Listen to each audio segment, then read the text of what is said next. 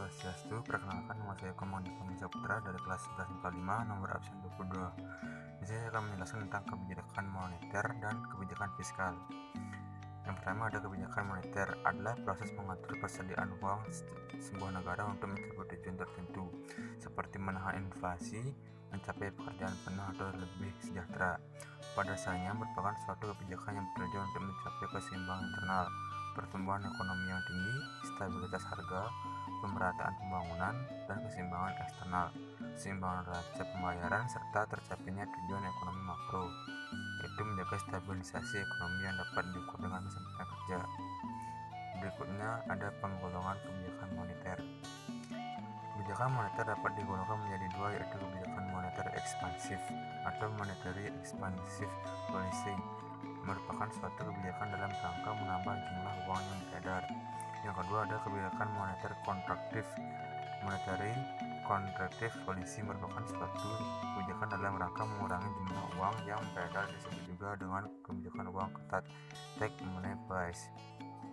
Berikutnya ada peran dan fungsi kebijakan moneter. Jika dirinci, fungsi kebijakan moneter adalah sebagai berikut. Pertama, ada menjaga stabilitas ekonomi. Kedua, menjaga stabilitas harga. Ketiga, meningkatkan kesempatan kerja.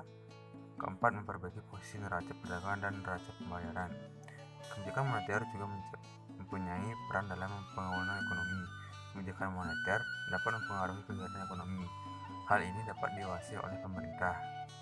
Berikutnya yaitu adanya instrumen kebijakan monetera. Instrumen dari kebijakan moneter adalah pertama, operasi pasar terbuka atau open market operation.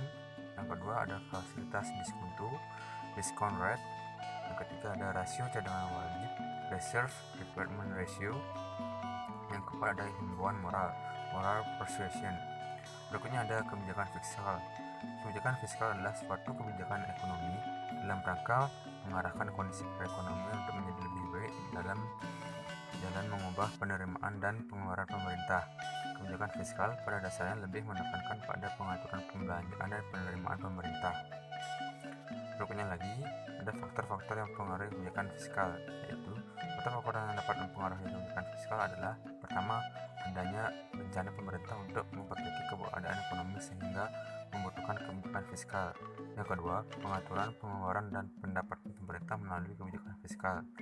Yang ketiga, mengatur perekonomian negara melalui pemungutan pajak yang merupakan salah satu sarana dalam kebijakan fiskal. Berikutnya ada peran dan fungsi kebijakan fiskal. Kebijakan fiskal memainkan peranan penting dalam mempengaruhi arah ekonomi. Peran ini dapat dilihat dari 4 fungsi kebijakan fiskal sebagai berikut. Pertama, fungsi alokasi, yaitu menentukan dengan tepat bagaimana dana akan dialokasikan.